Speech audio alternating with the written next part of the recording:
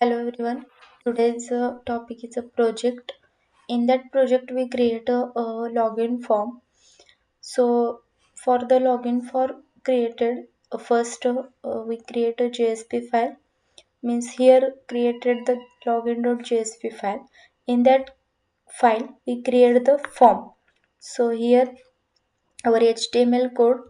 Next, here we create the form action and add the servlet and form tag is a completed.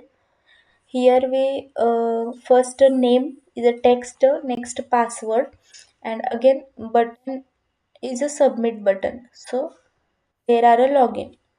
Next we created the error.jsp page. In that error.jsp we create the style, background color, set the background color, and next login is failed means our login page what is error, then it display the login is failed. Next we create the success.jsp file. In success.jsp file we set the background colors and successfully login after the enter the values and click on a submit button. Next create the servlet, that name is a login servlet file. In that file we imported the files, and next we create session version id for class for name connection of the uh, JDBC.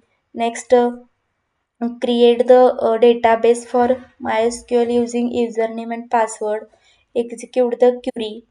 So here and our final output is a user login. Enter name. So name enter, password enter, and click on a login button. So our login is a successfully created.